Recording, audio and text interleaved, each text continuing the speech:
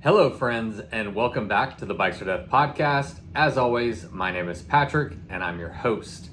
And on today's episode, I'm talking with McKenzie Barney, who just finished cycling the world. McKenzie traveled 18,000 miles through 28 countries and 5 continents, and almost all of it was solo. Her travels would take her through Africa, South America, Australia, Europe, New Zealand, and Southeast Asia.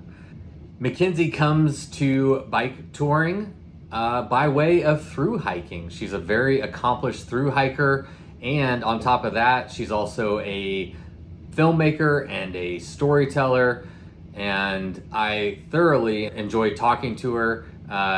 She is absolutely a great storyteller with great experiences and great insights. I gained a lot of value from this episode, and whether you're interested in international travel or solo travel, or if you just like to hear about cool people doing rad shit on bikes, I think you're gonna really like this episode. So that is what we're talking about today. But before we get to the episode, I want to take a minute to thank the people that made it possible, starting with our latest patrons.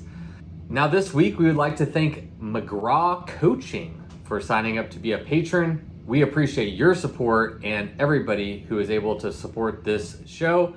If you're interested in helping us produce these episodes, you can find out more over at patreon.com/bikes or death. Today's episode is also brought to us by Ombraz, and McKenzie, who is my guest today, is also an Ombraz wearer. So I brought her on to tell us some things that she likes about her Ombraz sunglasses.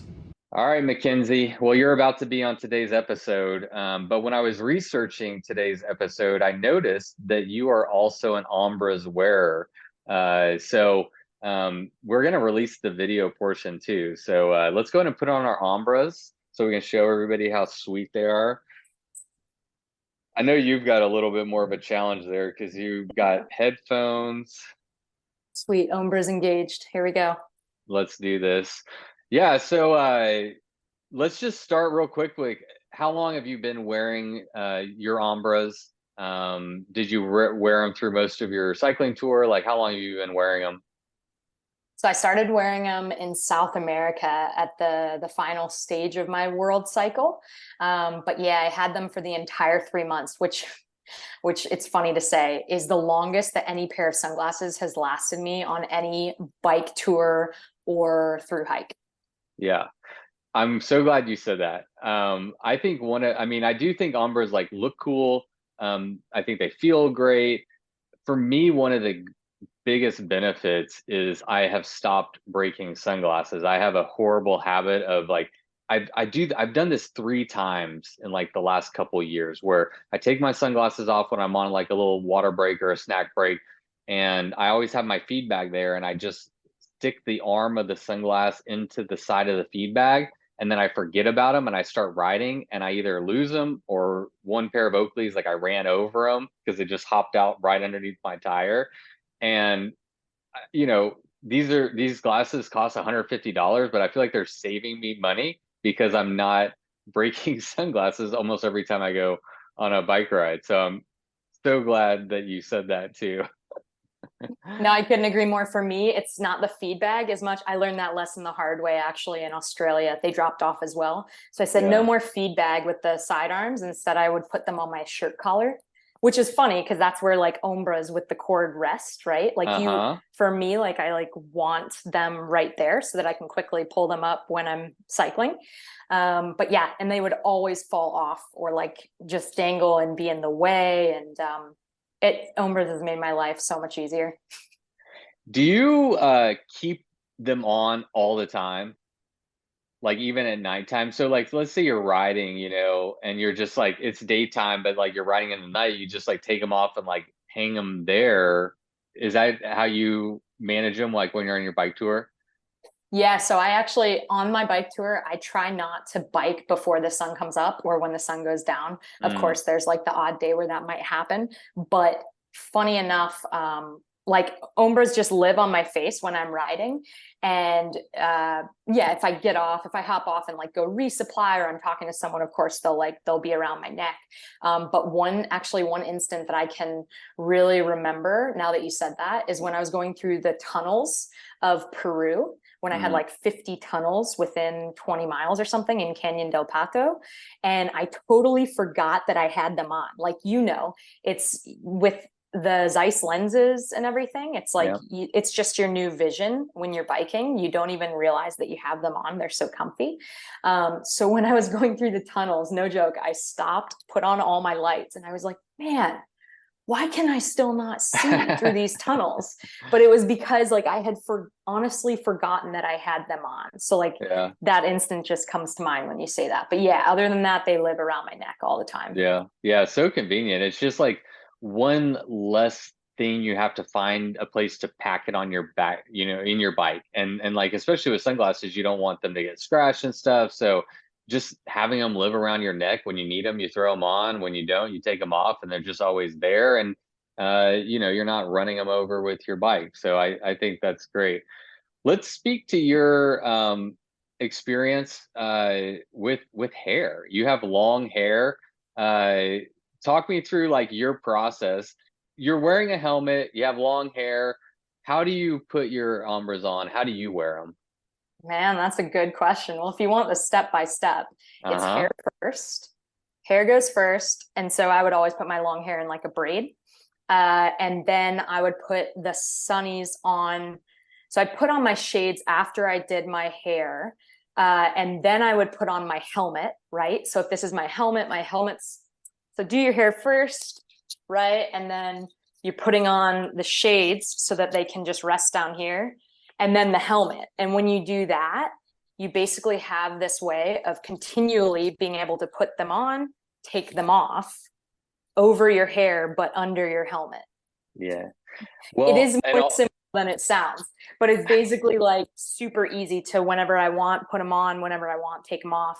And then like I can take my helmet off too, and nothing's in the way. And once you get into that, like that rhythm, it's like you're not even aware of the steps. It's so easy. Even I can do it. Do you wear so you have your helmet straps. Do you put your helmet straps underneath the Umbra straps or on top of? It depended. If I was going out for a day where I knew it wasn't going to be a long day, I might put the straps, I might put the Umbras over my helmet straps. But for the most part, if I was going to be on the bike for my normal like 8 to 10 hours a day, then I would put my Umbras on and my helmet straps over. And I know like Umbras, well, when I was like looking through it, I'm like, oh, they're really simple to, when you have your helmet on, put Umbras over the straps. So I think that's probably worth mentioning, is that if you're just out for an hour or a few hours here or there, putting the armless cords over your helmet straps is probably the easiest way. Yeah, I think that's perfectly said, and I agree with that. If they're just going to live on your face for 8 hours, you can put them underneath your helmet strap. But if, in Texas, it gets super sweaty, and so there's sometimes I just need to wipe sweat out of my eyes. So oftentimes I just run mine on the outside of my helmet straps, so you can take them on and off quite easily. But I think those are the tips. I think people, because they haven't worn Ombras before, they're a little different. I mean, they're the armless sunglasses, like, who knew, right? But we're seeing more and more people use them. You're not sponsored by Ombras. I just happened to notice you were wearing them, and I was like, perfect. You're the perfect person to ask about your experience with Ombras. Totally not paid. This is, what do they call it? A real actor, not a real person, not a paid actor. Exactly.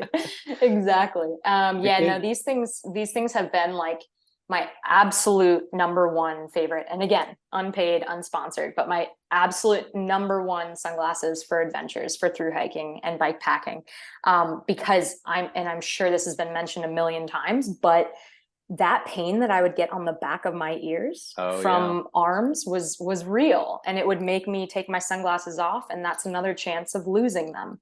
So those are two things that Ombras solve so well. You're not getting the pain, super comfy. You forget you have them on all the time. And then, yeah, when you do take them off, they're right there and they're not falling anywhere. So kudos to Ombras for that. And I know I probably won't be going on another adventure without them. That's for sure. Hell yeah. Right on. Well, McKenzie, you won't believe this, but my listeners right now can go to ombras.com, put any sunglasses in their cart, and if they use the code bikesordeath20, they get $20 off any pair, and Ombras will send me $20 as a thank you. How cool is that? Pretty awesome. Almost makes you want to go buy another pair, doesn't it? It really does. You read my mind. All right. Well, I guess it's about time to get into my interview with you. So I'll catch you on the flip side of the intro song, and we'll talk to you soon. Ching, ching, ching, ching, ching. All right. The bills have been paid, and now it is time to get to my chat with McKenzie Barney.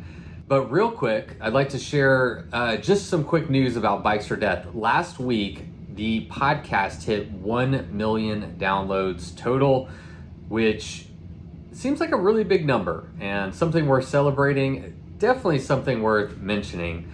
And I would be remiss if I didn't take a moment to thank everybody who has been a part of this journey, whether you've been a listener, a supporter, a guest, whether you've told your mom about the podcast, no matter what it is, I really appreciate everyone who's been a part of this journey. It's been a crazy ride. I cannot believe that we hit 1 million downloads, but I'm ready to do 1 million more.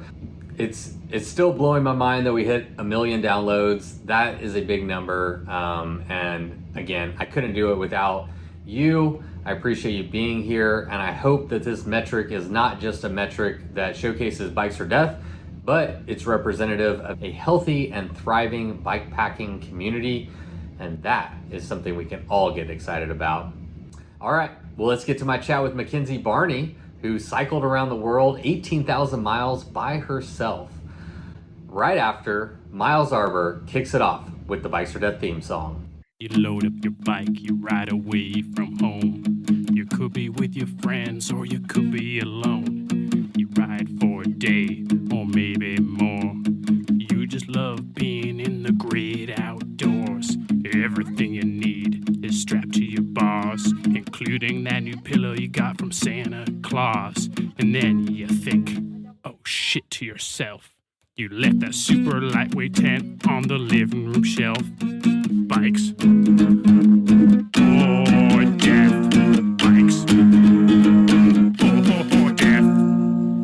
Podcast. McKenzie Barney, welcome to the Bikes for Death podcast. It's a pleasure to have you. How are you feeling? Oh, thanks so much for having me. I'm feeling good, a little bit weird. It's been a few weeks since I hit my finish line, and usually after a few weeks between these rides, I'm prepping for the next one. So it's kind of an odd feeling to be like done. Yeah. Well, great segue. That was actually my first question. I think you're in Florida now. You said you're staying with family. You just came off your world tour. I'm having a hard time talking today. Your world tour. And I'm curious, like, how is that transition going for you, being done, not living on your bike, not being self-reliant? You know where you're going to eat, you know where you're going to go to the bathroom. What's that transition been like for you? How's it going? It's a pretty bizarre transition, I have to be honest. This has been a multi-year journey. So usually it's, like I just said, it's get back, kind of decompress, kind of reflect, but don't get too deep in that thought process, and then recollect myself, my gear, assess the next situation, and start to route plan for the next continent. So this time being done and being able to focus on some stories that I'm telling, or what kind of I guess revelations I had from these last few years, is just a whole different flip of the script, if you will. Like, I'm not so much doing or biking, I'm rather decompressing and understanding what this all was about. Do you feel relieved? Do you feel accomplished? Do you feel do you feel comfortable being back home, or do you miss being out on the road?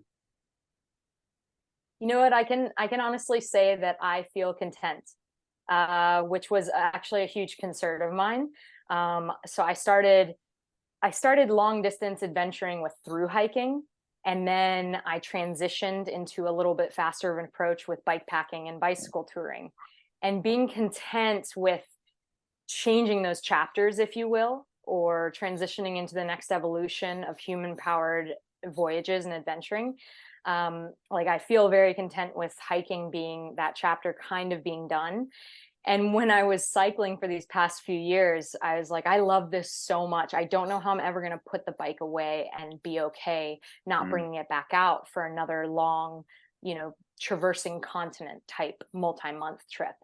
yeah. And I decided to finish this world tour with South America for a number of reasons, but South America actually gifted me that peaceful contentness with being done. I feel like I really pushed myself in a lot of ways where now I'm like, I'm just happy, relieved. I feel accomplished, yes, but in the sense not like ego accomplishment, more of just I'm at peace with what the entire trip did for me in an inner sense, in an inner revolution, if you will. Yeah. No, that's amazing. I it's hard for me to fathom riding that far for that long for that many years, and to have that kind of like nagging doubt of, will I feel satisfied? Will this satiate the thing that I'm, the X that I'm out there searching for? I can't even fathom that, but maybe that speaks to you and maybe your adventurous side. You have this itch that you're just always trying to scratch, or what is that internal thing that you think keeps you going? I think it's really a mixture of things. I gravitate towards human powered travel, self propelled travel, whatever you want to call it, by foot, by bicycle. Um, because, well, I guess my background is that I played college soccer and I played soccer for a number of years. And I really got into that swing of kind of exhausting the body physically. And that's what made me gravitate towards this kind of adventuring in the beginning. But then on a deeper sense, like just finding out how we are all connected and being able to explore and immerse myself in faraway corners of the atlas. So different cultures really fascinate me. And I found that cycling really was a great vehicle to like tap into other parts and other cultures, foreign cultures in the world, to be able to earn the miles, I guess you could call it, and also earn the conversations and the immersion into culture where, people in, let's say, Vietnam in the beginning or Africa really respected how I got there, and the fact that their village or small town might not have been approached or stopped at by other tourists and travelers in, let's say, a bus or a train or an air conditioned vehicle. But here I was coming through alone as a female on my bicycle. So yeah, just really I've gravitated towards hiking and cycling because it's just this well-earned way to see the world and to also kind of explore your inner world at the same time. Yeah, very well said. Very well said. I like that. Explore the world and yourself at the same time. I recently became exposed to international travel like within the last year. Actually, my first trip was to Oaxaca, which I know that you're going to. And um, just as like I think, my journey started here in the United States, and I started to like expand my horizon, expand my horizon, expand my horizon. It's now like, okay, well, let's open up the world. And now there's all these cultures and the food and the art and the scenery and all this stuff. And so I really relate to that, kind of that, maybe that itch, that desire to go and see it and experience it yourself, and do it in a similar manner that you have, which is why I'm really excited to talk to you and talk to you about your experience traveling the world. But I thought it would be prudent for the benefit of this conversation. I researched you quite a bit for this episode, but can you fill us in on some of your backstory? I think that I've interviewed two types of people. There's people who go out on kind of crazy, quote unquote crazy bike tours with very little to no preparation. And there's people who go in with a lot of experience and preparation. And I think you kind of fall into the latter category. I'm wondering if you could, maybe you're shaking your head a lot. It's like, how prepared can you really be, right? But Exactly. yeah. But yeah, fill us in on some of your history and what's led you up to feeling confident and ready to take on such a big adventure. Yeah, cool. So I guess the start of all of this was really when I became a filmmaker and a storyteller. And I utilized that opportunity to dive into the world of through hiking, long distance, end-to-end hikes that can last for weeks, months, where you're following a footpath and walking with everything on your back. So it's actually really interesting that a lot of through hikers segue into bike packing. And it's kind of that natural evolution and progression, if you will. Yeah. So I got into through hiking because I was able to make a documentary film on my very first through hike in New Zealand. It's the Te Areroa, which is not to be confused with the Tour Aotearoa, which is the bike packing route. There's also a hiking route. Yeah, and that started in 2011. And when I got into through hiking and was like Googling, total novice move, Googling world's newest through hike, New Zealand popped up. So that's where I decided to go. And then brought a camera, a crew of filmmakers, photographers, storytellers, and decided to tell our first story of the world's excuse me, newest through hike. And after that, I kind of kept exploring, kind of like this bike trip, kept exploring long distance footpaths. So, Pacific Crest Trail, the Colorado Trail, those were my two. I promise this isn't a straight crazy ADD segue. Maybe it is. I'm reading Wild right now. Did you ever read Wild? Of course. Yeah. Okay. Yeah. You have to as a through hiker. Yeah, especially anyway, I'm halfway through it right now, and that book is just, I love it. I love her storytelling, I love her rawness, and I think a lot of her internal monologue could benefit a lot of people. I'd be curious to get your feedback on this, but the inner monologue, the fears, the doubts, the courage, all these things that she's dealing with, strangers and men and all these things, and I'm really inspired by it, actually. Have you seen the movie or just reading the book first? I watched the movie many years ago. I vaguely remember it, and so it's actually good because I'm kind of getting a better first look and going back and read the book. So I'm excited to go and check the movie out again. Yeah. Cool. So actually, side note with Wild, that is such a great point. It actually led to a massive surge in through hiking. And in a lot of these multi-month long distance adventures. And I think maybe that had something to do then with why bike packing, bike touring called a lot of people. I know it called me afterwards too, but this kind of push towards through hiking specifically, there was a massive surge after the book and the movie. I'm not sure which one exactly, but a surge after that story came out. Yeah.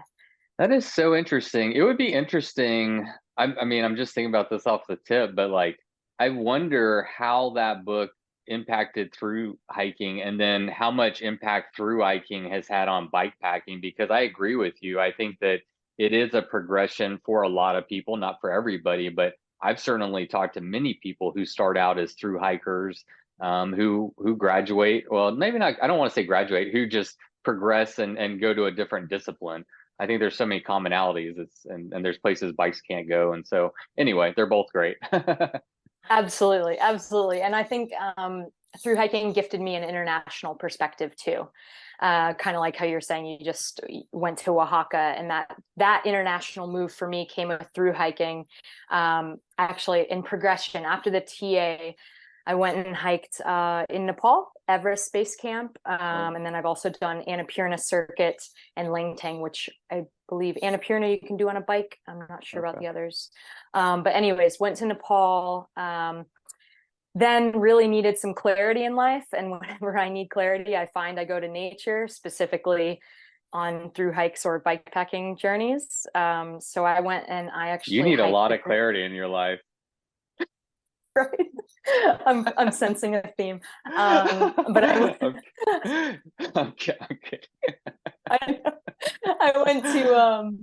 I went to Chile and did some of the Greater Patagonian Trail, which that trail can take up to 6 months, but I only did a month. And that was my first solo long distance journey. And then obviously, I speak Spanish, but kind of broken Spanish.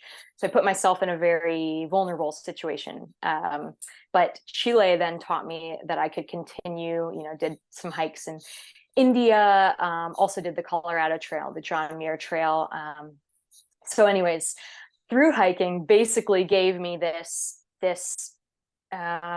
window to look at the world through and myself through, and kind of, I find that moving meditation really works well for me. So, and also I really gravitate towards these kind of adventures because you have to strip away all forms of identity when you go out on them, let alone your gear, right? You're going as minimalist as possible and finding out the only things you need. You're also leaving your job, the people you love, and any sense of status or anything that might be distractions. You're like eliminating them, starting from ground zero and going and walking or cycling for months at a time. I mean, it's outdoor therapy, really. Back to wild. It seems like, yeah, exactly. Very good tie into wild. Absolutely. It seems like that's daunting and scary, right, on many levels, but also the way you're describing it, there's a lot of freedom there to kind of find yourself, be anybody you want to be, and experience the world kind of in any way that you want to. Yeah, absolutely. I couldn't agree more. I think that freedom is part of the addicting thing with these kind of adventures too. You're able to be whoever you want to be. You're able to reinvent yourself, whether you look at it, on a massive scale, like from through hiking to bike packing. I was able to reinvent different chapters and modes of transport, or daily reinvent yourself with, you're no longer the person of your past. You are completely present in the moment. And one thing I really like about through hiking and bike packing and traveling in general is that when you meet people, you very rarely, within the first 10 questions, ask them what they do for a job. You don't like dig for the status. You might not even ask their name. You might not even know their name when you do walk away. It's like you find out kind of who they are on a deeper level and the things that really matter first. So I think that's a really addicting part of it. Yeah. And you're one of these people that makes me feel like I'm behind and I need to get busy living my life. You've done so much. It's like, it's really amazing and impressive, and I'm absolutely in awe. So let's continue your backstory a little bit. I mean, through hiking was kind of your gateway drug into the outdoors and this perspective. At some point, bike packing / bike touring entered, it sounds like. It did, and it was completely on a whim, just one of those signs that you could ignore and walk past, or decide that you wanted to open your eyes that day. And thankfully, I saw it. So I was actually post Pacific Crest Trail. My partner James and I were traveling this was in Thailand, I believe, and not really knowing what was next. I was in a bookstore and I found this book that was like, I think it was Vietnam centered, but potentially Southeast Asia, like cycling Southeast Asia. Okay. And I picked it up and I started to read it, and there it was. I mean, you could basically bike from Ho Chi Minh to Hanoi in Vietnam. And I was like, okay, I think this is the next step. Like, I've always grown up with bikes.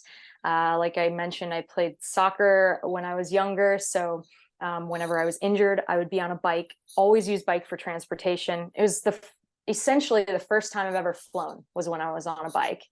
You get that like flying sensation, the freedom sensation. Yeah. So, it's like tied to endorphins, a bike. So when I found that book, I was like, okay, this is what I have to do next. I have to figure out how to bike Vietnam. And that's just really the start of it. Wow. So when did you bike? How much time passed between when you biked Vietnam and when you set out on your world tour? That's a great question. So in between there, we had a little hiccup called the pandemic. We did. I forgot about that damn thing. Yep. So actually, that was 2019 to 2021. And in between there, Well, I you was get to subtract 2 years.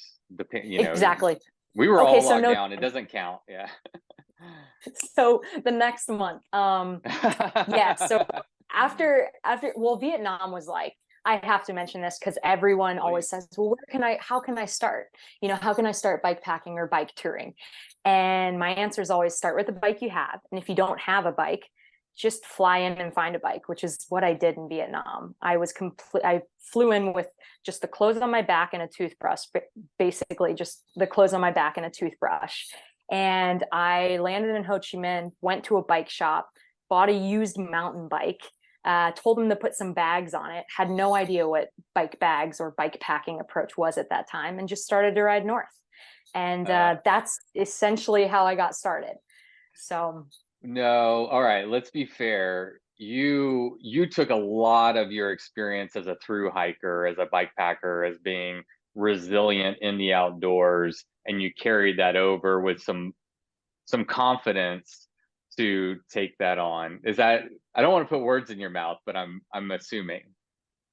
It's funny, I didn't feel confident at all, which I loved. I was completely out of my element. I didn't even bring like a tent on this trip. I was like, I'm just going to see if I like biking for a month at a time.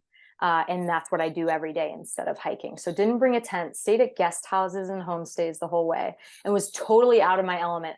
I didn't get one flat tire, thankfully, because I had no idea how to change a flat tire. Like, this is how novice and amateur I really was in a foreign country. So I tend to throw myself into the fire with things and then just figure it out as I go.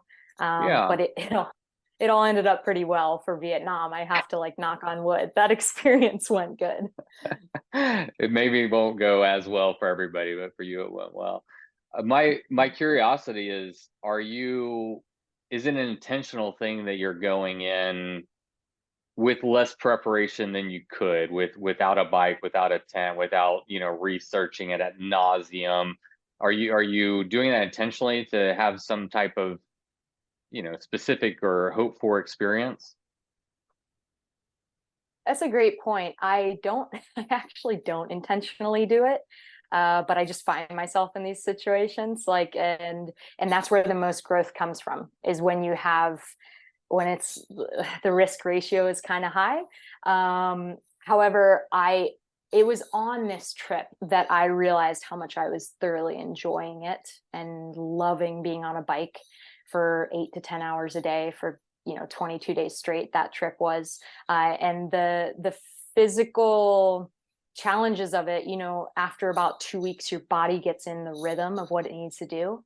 And you can just almost let your legs kind of free flow, and your mind and other elements are able to come into play. And that's when you really make a lot of gains on other levels.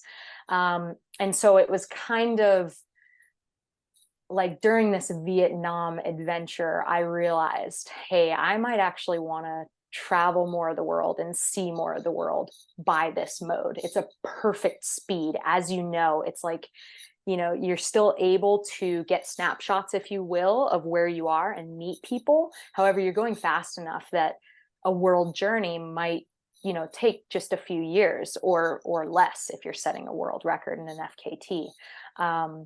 But during Vietnam, I basically realized this was something I wanted to pursue and a mode of transport I wanted to see the world with. So I started to research other continents, countries, kind of broadening my horizons for that. Yeah. I'm curious. Well, I have a couple questions here. One is about Vietnam. I know that's one on my bucket list. And as I talk to other cyclists, Vietnam is an area that a lot of people are interested in bike touring. Can you tell us some of your thoughts, reflections, experiences there in Vietnam? Absolutely. So I started in Ho Chi Minh and went north into Dalat. And I would highly recommend people go into Dalat, especially, then I didn't know what really dirt road touring was or bike packing was.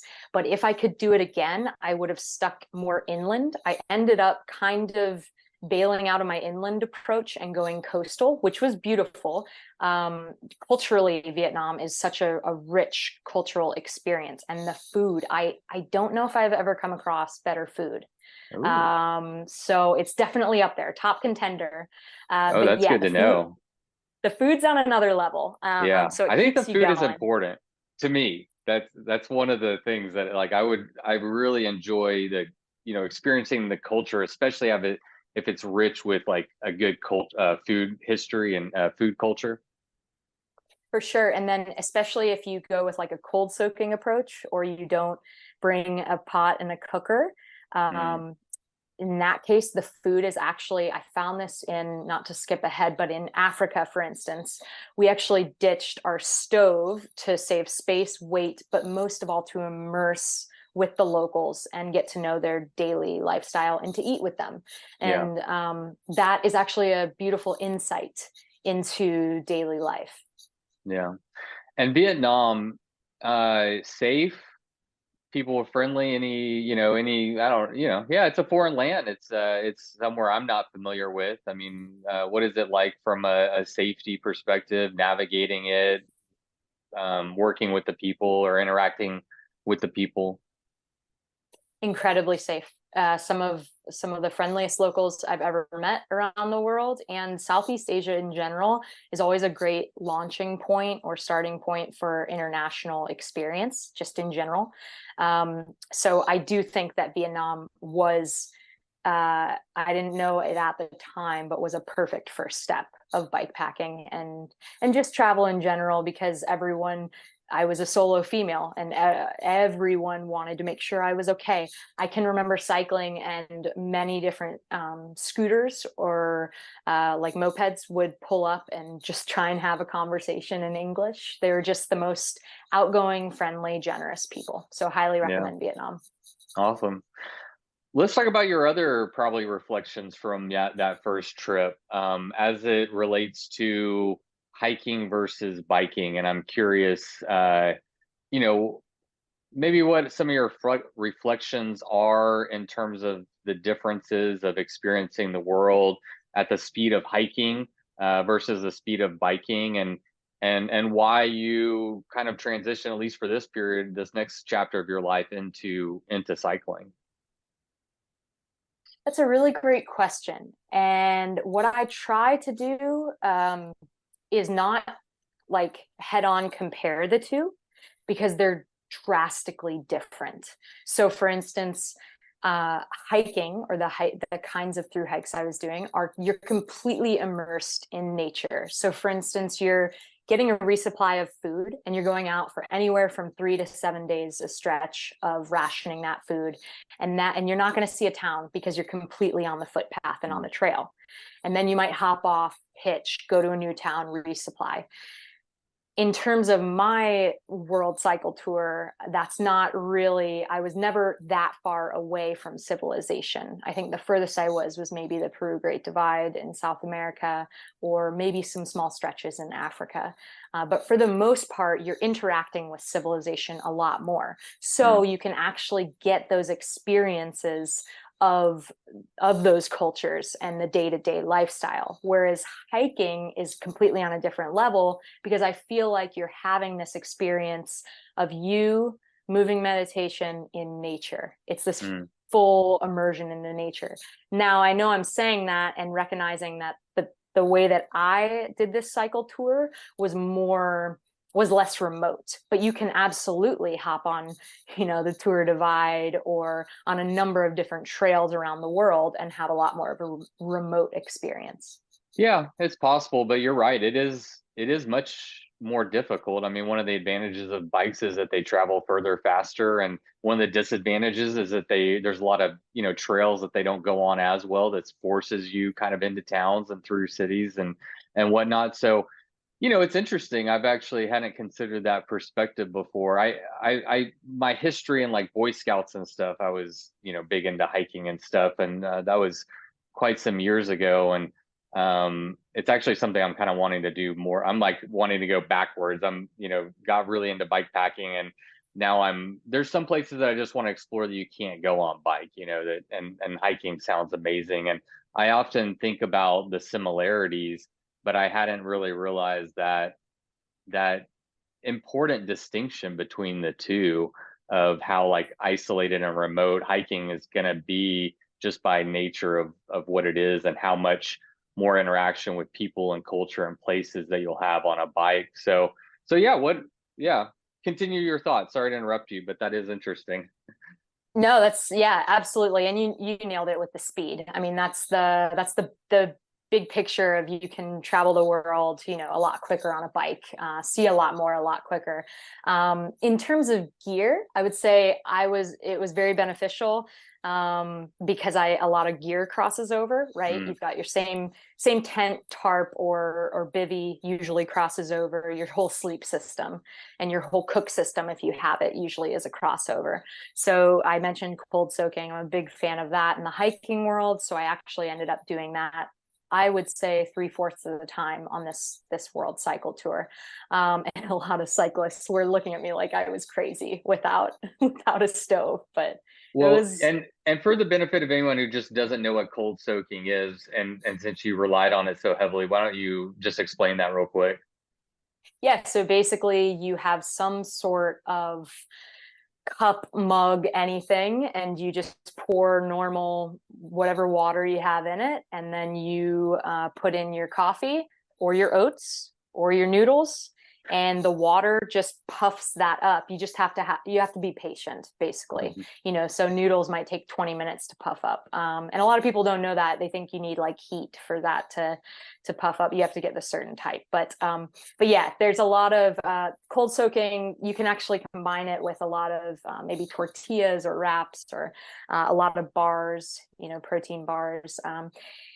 It makes it, of course, that's not a satiating approach, but the whole thinking behind that is you're minimizing the weight on your back or on your bike, and you're also minimizing the amount of space. Your cook system doesn't take up that much space, and then you're actually looking forward to that town that you get into for a hot meal with locals, or you're really kind of refeeding, if you will, when you're in town, and then you go out and you ration and cold soak, and you have that full nature experience. Yeah You like to have it sounds like you like to have a little bit of the harder, so you can appreciate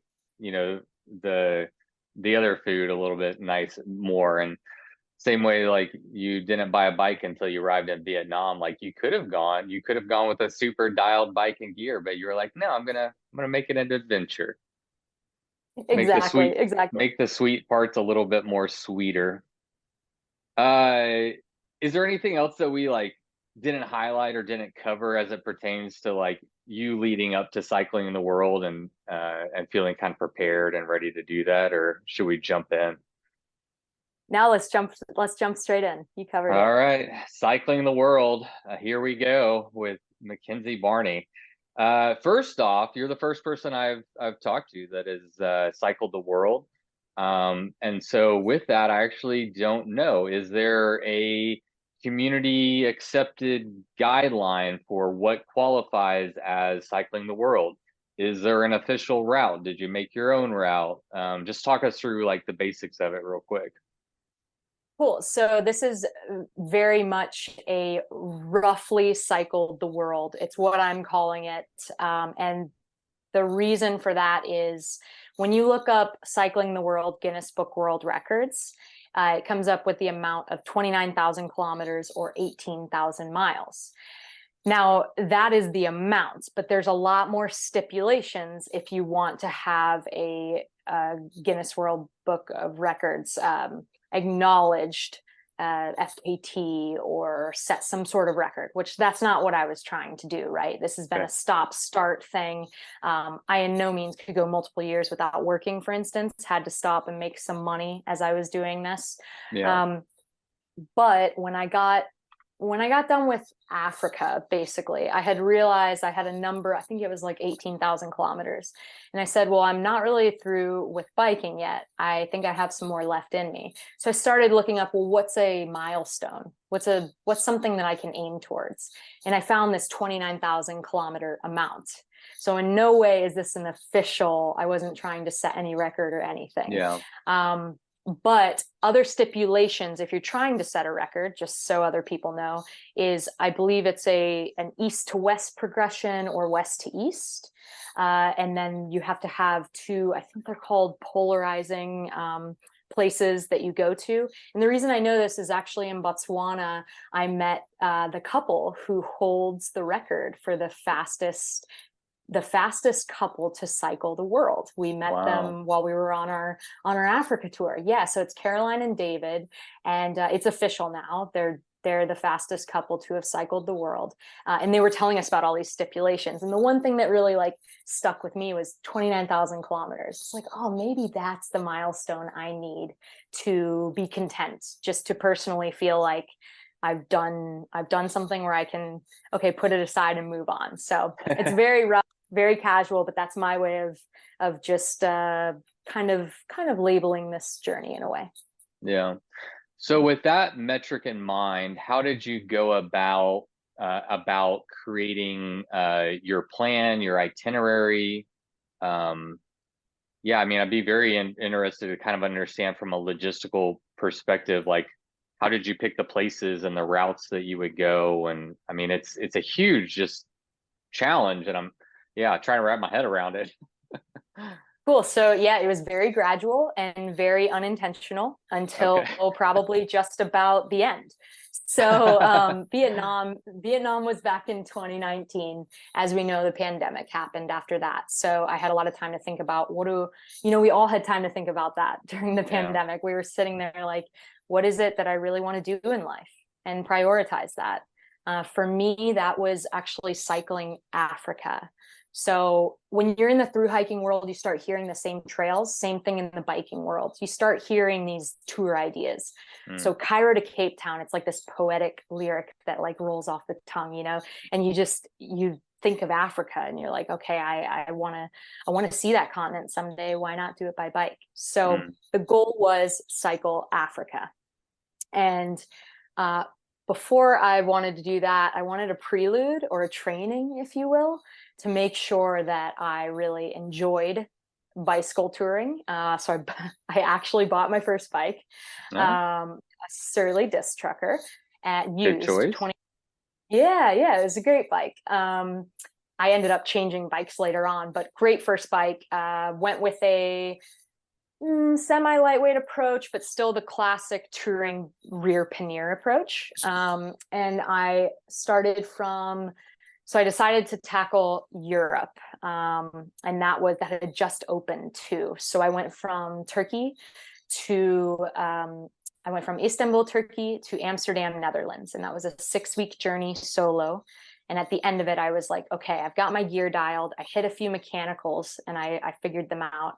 And I'm ready to cycle Africa now. I feel like I'm ready for that next step. So my partner, James, joined me for Africa. Can we pause there for just 1 second? I'm curious, what is Africa more challenging than Europe? Why was Europe the precursor to Africa, and how did it prepare you? I think just, the first thing that comes to mind is the different cultures. Europe is more of a Western culture, and just something I just felt more comfortable in. And Africa was the unknown for me, was kind of the great journey, the great unknown. I had never, other than a quick trip to Morocco, I had never been to Africa or to the eastern part of Africa where our journey was going to take us. So I felt like I threw myself into the fire a bit because I did Europe solo, but I did feel like I was more comfortable there. I still went through Eastern Europe and then through into Western Europe. So still had some experiences where I was still a solo female. I needed to be prepared and well researched no matter where I went.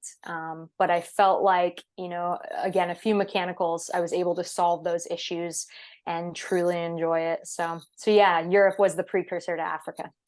Yeah. Interesting. So you went from like 2 solo trips with Vietnam and Europe into a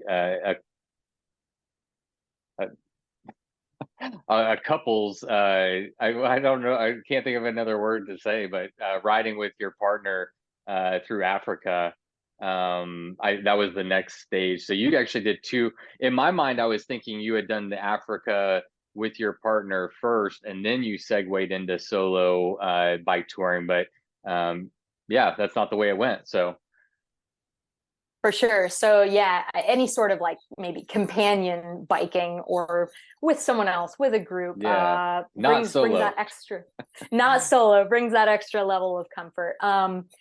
So this was like such a big dream for me that I actually asked James, let's see, maybe right after Vietnam, I asked him, would you join me for Africa? I would feel more comfortable. And also I really wanted to share it. I really wanted to share that journey.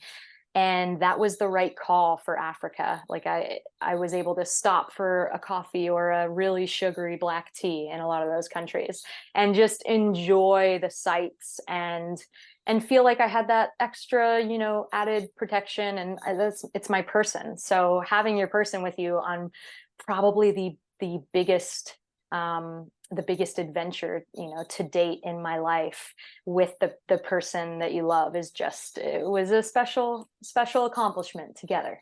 Yeah. I want to talk more about the relationship, the comparison between solo and riding with somebody else, but I don't want to derail the conversation yet away from you were talking about the logistical side of how you piece this big puzzle together. And so let's wrap that up, and then we'll cool. Then we'll touch on some of the other things. Yeah, so basically after Europe, had been leading to Cycle Africa. Once we completed the 11,000 kilometers in Africa, I thought, okay, that's it. You can put the cycling thing aside and move on. But that just wasn't the case. I felt like I had more in me, that I was almost just getting started. And I really, really missed life on the road and seeing the world by 2 wheels. I missed my freedom vessel, and I had to go back and work a little bit after Africa. And that's when I came across this 29,000 kilometer metric, if you will. Like I started to add up all my kilometers and said, well, I'm over halfway to 29,000 kilometers. Why don't I just make that my goal? Whether it's a rough goal or not, whether it's accepted by anyone else or not, just hit 29,000 kilometers and see. Yeah. So that's when I really started to logistically look at a map and say, okay, well, where am I going? My partner's from New Zealand. So we had planned to spend the holidays in New Zealand. And I thought, okay, what can I ride in New Zealand over the holidays? And then I'm a huge fan of Robin Davidson, the author. She wrote a book about a solo camel trek across the Australian outback. It's called Tracks. And there's also a film out about that. So that might be your next inspiration. Yeah, I like it. Yeah. I just finished another book, To Shake the Sleeping Self, and I'm going to interview later this month one of the people that was in that. But I of course enjoy adventure books, and people who are pursuing their passions, especially human powered, and it's my jam. So for sure. I'll check it out. To Shake the Sleeping Self is one of my favorites too. Jedediah Jenkins, I believe. Yeah. Right? Yeah. So okay, cool. So you'll like this maybe. I'm actually going to interview Weston, his writing partner. Yeah. Nice. So nice. I can't wait to hear that. Yeah, I have to give my girlfriend credit for that idea. We were on a ride and I didn't relate as well to the author. I enjoyed the story and I appreciate the journey that he went through, but it just didn't relate to me as much. But I kept finding myself, I was just telling Natalie, I'm like, man, I really want to know more about this other guy. Like he sounds really interesting, and whenever you told me you showed up in Thailand and you didn't have a bike and you just bought a bike, I mean, I immediately thought of Weston, whose real name is Philip Crosby, I think. Anyway, but yeah, so she's like, "We'll interview him," and I'm like, "That's brilliant," because he didn't get to tell his story. Somebody else told his story. So anyway, yeah, you might be interested in that conversation if you've read that book. For sure. I'm definitely going to give that a listen. It just reminds me that, and I know we'll talk about it later, but like you could be riding with someone and they have a completely different journey than you're on. Everyone has their own perspectives and their own way of observing experiences. So let's see, where was I? You're talking about the book in Australia, the author Robin Davidson. Cool. So same as you. I'm a big reader. So Robin Davidson's book of tracks always made me very fascinated about the Australian outback. So decided, okay, I can bike some in New Zealand over the holidays, and then let's take on another big one, right? So like if Europe was the prelude to Africa, New Zealand was the prelude to Australia. And that's kind of how it went. So I had enough time to cycle the South Island of New Zealand, roughly following the Tur Aotearoa Trail. It's like a trail, but also it's a route, has some road on it. And then from there, I went and I cycled across Australia from Melbourne to Perth. And then I think what I had left to hit my goal was 6,000 kilometers, give or take. So that's when I started looking at an atlas and said, all right, do I go North America or South America to end this global journey? And I'm sure those images from the Andes on a bike are they're jaw-dropping, and I wanted to see it for myself. So I chose South America to finish it up, and that's how it went. So it was very gradual, very trip by trip. And when I started out, probably for the first half, had no idea that I really wanted to bike the world until I was starting to close in on the end. Yeah, that's so interesting. I didn't know that either. I assumed it was I'm going to, tackle this project. But it really was just born. It was an idea that was born on the trail, so to speak. It sounds like you heard about it from somebody on the trail. Caroline and what were their names? David, yeah. Caroline and David. Yeah. And they planted a seed, and we know what happens with seeds. They grow into trees sometimes, really big trees. So that's really cool. From a logistical standpoint, how much time were you kind of taking in between each of these legs of your journey, and what kind of preparation were you doing to prepare, and did it change from place to place, or do you have a pretty, I don't know, dialed approach where you're like, okay, this is what I need to know, I'm good, see you later world? Yeah, good question. I think the amount of time in between each of these trips was just organic and whatever it needed to be. So after Africa, I was exhausted, completely exhausted. So I needed some time back in the States with my family. I needed some time to work and save money, and a number of months went by. But and that compared to, let's say, in between New Zealand and Australia, which was probably 2 weeks that went by in between. But the kind of the mode that I would always get into is a few weeks before. So let's say 2 weeks before each trip, I would start to dial in my gear and make sure that I had, I was going through a number of different climates on this trip, both hemispheres, a number of different continents and climates. So my preparation for Australia was incredibly different than for South America. So if we take those two examples gear-wise, if I'm dialing it in a few weeks before I leave Australia, I got a Kona Sutra LTD, if you're familiar with that bike. Yeah. Beautiful mix between like mountain bike, gravel, touring. It's still steel, but it can, I had some gnarly kind of thick tires on that. And on that bike, I kind of said, all right, well, I'm going to Australia. It's going to be really hot because I did that ride in the summer. Don't advise that for sure. And I went for a bike packing approach, like a more streamlined, lightweight, minimalist approach.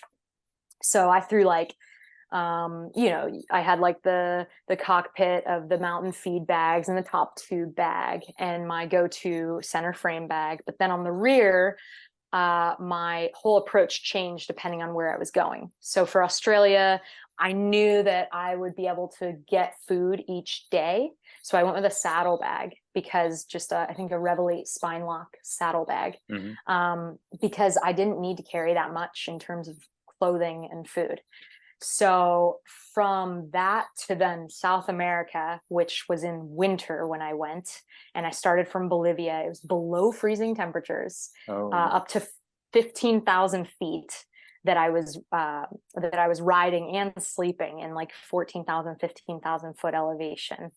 And so that changed drastically. So I said, well, I need something that I'm going to be able to fit more clothing layers and food. It's more remote. And so that changed to a tail fin aero pack approach on the back. So that tail fin with the aero pack and then the mini panniers was a perfect amount of capacity for what I was doing. So I'd say less about maybe mindset and like physical preparation, more about gear preparation in between each of these rides.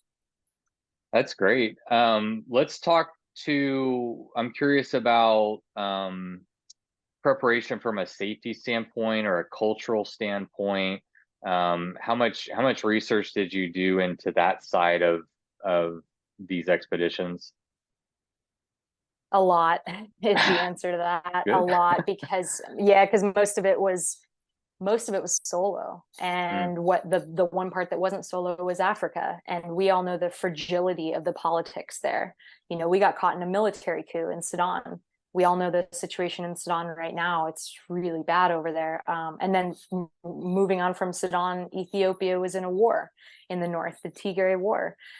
So I really had to do my homework, especially in the spots where I was going alone. I feel like when you go somewhere as a solo female, maybe Vietnam wasn't the best example to give, but in other facets of my trip, you do have to be prepared. You do have to do your research, and you have to know, politically what's going on, what areas are shaky, and then you have to ask locals, because locals might say, no, there are bandits up ahead on that road. You actually need to take this route, or don't go that way at all. You need to turn around.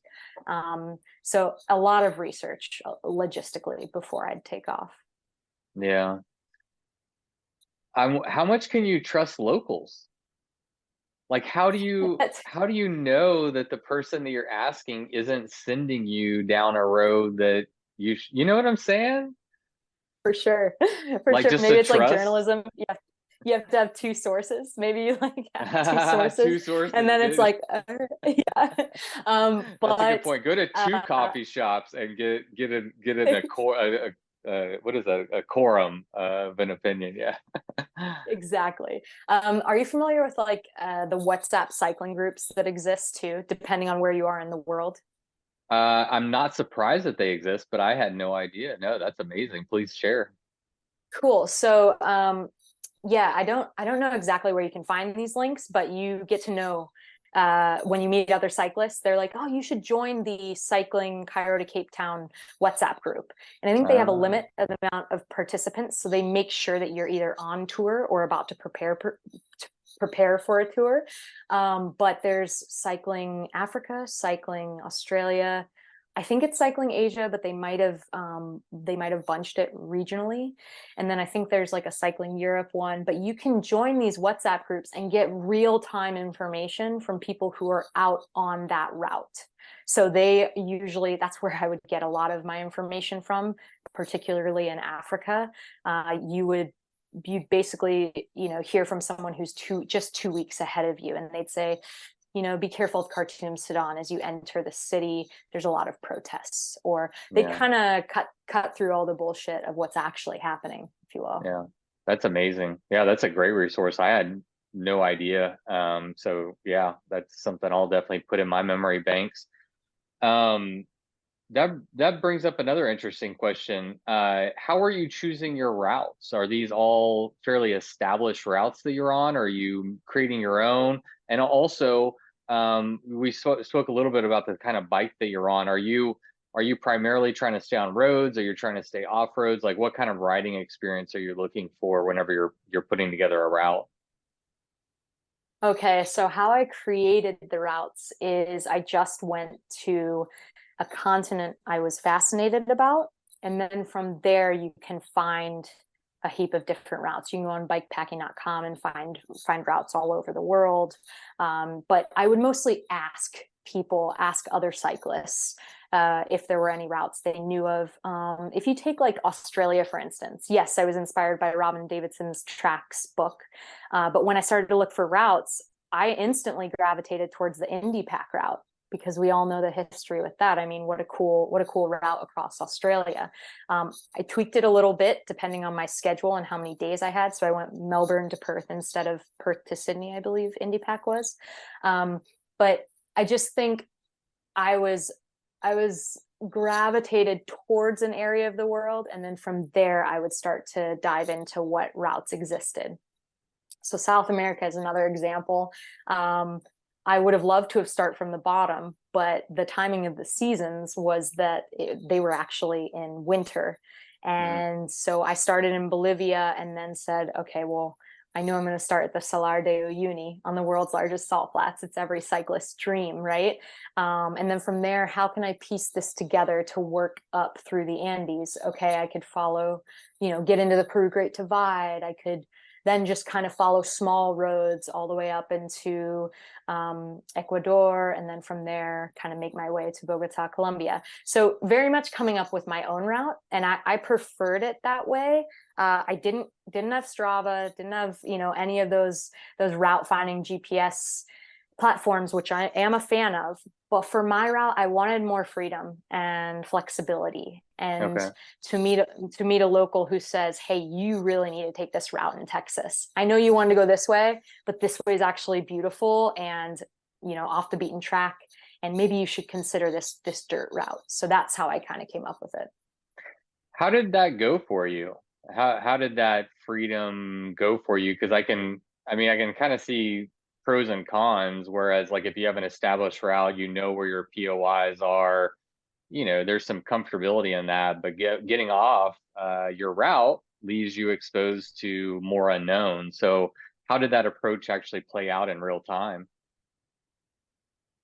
Yeah, you hit the nail on the head. So it's funny. In the beginning, I didn't even look up elevations. I just went for it and said, this is a full-on adventure, embrace every day. And if you have to adjust your mileage depending on how tired you are or how many hills you hit, so be it.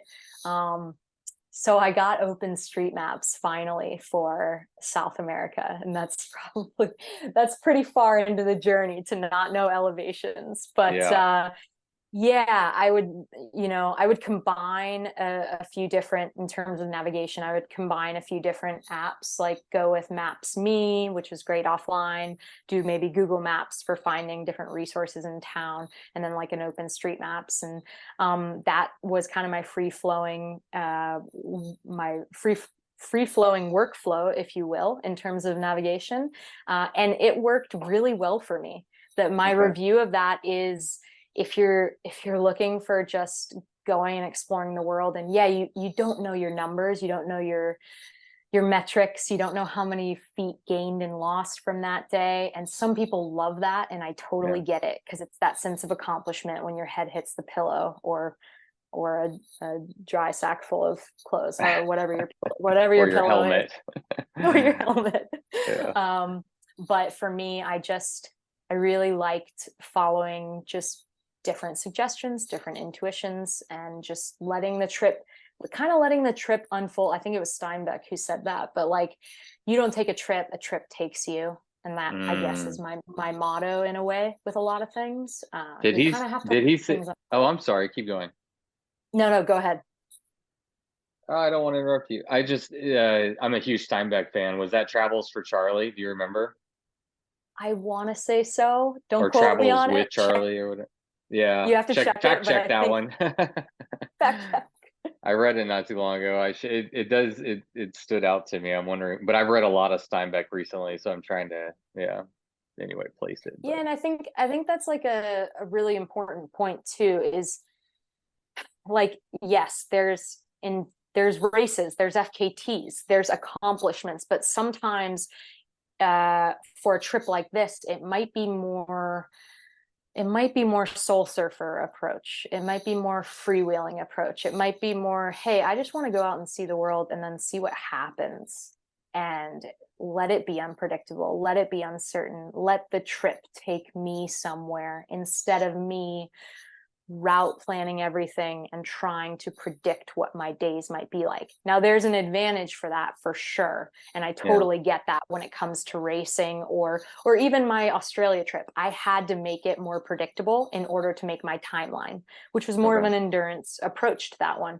But in like a South America, then I was able to just, I don't know, just change my plan at the whim of wherever the wind was blowing. And I guess it was more of a free spirited thing, just wanting, that's what I was seeking from this journey anyways. So sticking true to that kind of manifesto of letting the trip take me. let's dig just a little bit deeper into that. So on a day-to-day basis, how are you preparing for that day? Because you had a route, you had a general idea, but you were open to these different. So were you just at the beginning of every day making a new plan and kind of going with the flow? Like let's dive into that just a little bit from a day-to-day perspective. Cool. So before, I guess, taking off for any of these, I would always make sure to have maybe another blogger or bicycle tourist, someone's GPX files. So in no means was I going completely blind into these. So I think I had looked up a number of different GPX files for South America, for instance. And then I just compare my day off of where they went. So if I haven't gotten any suggestions or don't want to, detour or derail that route, I somewhat would stick to a suggested route from another blogger. In the beginning of the day, I would be like, all right, where do I think I might want to get to? Do I want to go wild camping tonight? Or do I want to stay at a homestay or a guest house or a hostel? Like, what's the experience I'm searching for at the end of the night? And then you work backwards from there. Okay. That's just logistically how I would do it. I would then work backwards and say, all right, well, do my legs feel good? What's the elevation and the landscape looking like? And if I feel good, if the weather's right, I might be able to pull a big day to get to a really great hostel that has great reviews. And another app to mention is I'm a huge fan of iOverlander. So that is far reaching all over the globe. And I've used it for hiking and for biking. So I'll look at iOverlander. I'll kind of come up with an idea of where I want to get that day and then work backwards. And maybe I've adopted this from the through hiking part of my life, but I try to look at things in segments. And that really helps piece up a really large continental trip, for instance, a 5-month trip through Africa. If you look at it in segments, like, okay, I know I want to get from here to Nairobi within 5 days. Now, how do I break up each day, figure out where I want to stay each night, and then you get back to the present moment of that morning. So I would always try and segment up my trip and have a plan, and that really helps mentally in terms of like the psychological benefits of not having this like massive thing that is weighing on your shoulders. You just feel like you need to get to that next segment checkpoint, if you will. This may seem silly, but I mean, decades ago when I was like 19, I read the 10 Secrets to Success in the Wall Street Journal, I think. And I wrote them down, and they're actually pretty apropos a lot of times. And one of them is decide upon your true hopes and dreams, write them down, establish a plan of action. Dreams are nothing without action. And what you're talking about is, you wake up and you're like, what are my goals for today? How do I accomplish it? You create a continent, and then you break it up into segments, and then you say, how do I accomplish it? And that's what you're doing, is you're just working it backwards. You're trying to figure out where you're going, and then you develop a plan to get there. And that goes from, it sounds like, from when you're starting at home to doing your preparing, all the way to when you're there in your tent or sipping your coffee in your camp chair in the morning and going, okay, what are my goals for today? What kind of experience do I want to have for today? No, you're exactly right. That was great reciting, by the way. Is that all by memory? Yeah. The quote. Wow. I mean, I have over 2 decades of it being in my brain, so. Yeah, that was, I've never thought of it that way, but maybe it was a lot more methodical than I was understanding at the time. But yeah, taking a big goal and piecing it up into bite-sized chunks is definitely the way to go. Yeah, I'm not trying to take away your freedom by saying there was a method or anything, but yeah, I think, what you did and just the idea for many people of doing what you did, me included, it feels like a big, for lack of a better word, like a big problem, a big puzzle that you have to figure out and put together. And yeah, it's nice to kind of get into some of the minutiae. It's like, okay, but how do you actually break that down? How do you break a continent down? And then, okay, you're actually halfway through and it's the morning of, and and how do you make those decisions? And I think that's a pretty good guideline. I mean, to take that approach, I think those are 2 good approaches where you can have a very strict kind of itinerary or time goals and POIs and all these things that you're trying to hit. Or you could kind of go a little bit more free-spirited route and do what you did, which is something that I would personally, my girlfriend Natalie and I we're trying to plan our first international bike trip.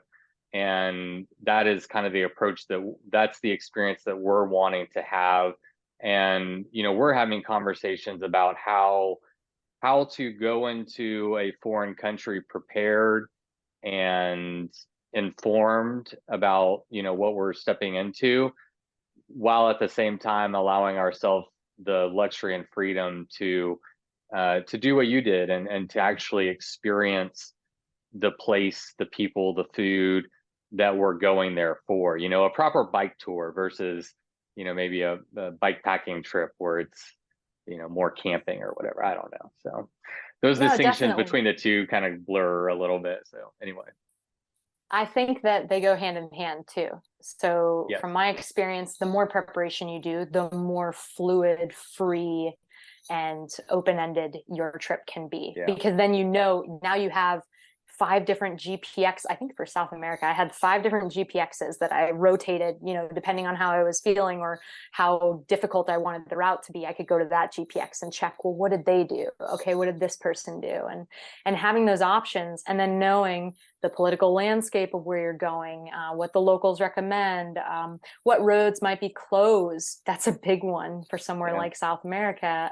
Big. Do you mind me asking where you guys are considering? Yeah, no, absolutely.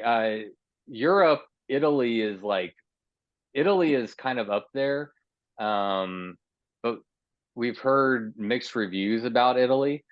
Both of us love Oaxaca, and I was actually texting her last night, and she's a big surfer, and she also likes bike. Like, my first love is bike packing. Her first love is surfing. And we'll both do each other's discipline kind of deal. But, we both enjoy just recreating outside ultimately. Oaxaca is where I really, really want to go back. I've been twice, and I'm just more than eager to go and experience Oaxaca by bike. Culturally, the art, the food, the mountains, the beach. I mean, it seems like a very target rich place. And being in America, it's more accessible financially, the flight time, the cost of being there is cheaper. And so I don't know where the conversation is ongoing, I will say, but I would say I'm more in the Oaxaca camp at the moment. So to be continued. Yeah, to be continued. Cool. I can't wait to hear where you guys decide, because those are some great options for sure. Yeah. Well, speaking of couples traveling together, let's circle back to that conversation. I guess I'm curious why. Well, no, you talked about a little bit why you took your partner with you to the Africa trip. Actually, we did touch on that. Um, let's talk about your experiences of what it's like to travel solo versus traveling with someone else. I assume there's probably pros and cons to both of them, and you're in a good position to speak to that. For sure. Pros and cons, absolutely. Completely different types of travel. I mean, it's so we'll hit the big ones first. I think that when you're with someone, you can pick each other up, right? So when I was having a really great day and James was having a bad day, I could kind of, give him a pep talk, cheer him up, maybe do more of the interacting with locals, things like that, and vice versa. And in Africa, that's kind of how our days went. We would always choose when to pick each other up, and that also is a con in a way, because in, let's say, South America, when I was solo biking, if I'm having a great day, I'm going to keep riding. I'm going to keep riding for hours and hours. Yeah. You're in that flow, you're in that rhythm, you're feeling good. So you don't have someone else being like, hey, I thought we said we were going to do, a certain number of miles today. And that person was me a lot of the times in Africa. But like, you don't have someone weighing you down, or being the person who's feeling really good and you feel like you're holding them back. That's the worst feeling, I think, is when you feel like you're holding someone else back. But everybody hates to be that person. Yeah, everyone hates to be that guy. So I think that it's really important when you travel with someone, especially on a human powered long distance endeavor. Africa was 5 months long. Wow. And it was it was post-pandemic, but still during everything. So we had to stop logistically at every single border for 10 countries and get a PCR test, demanded PCR test at every single border. So there were a lot of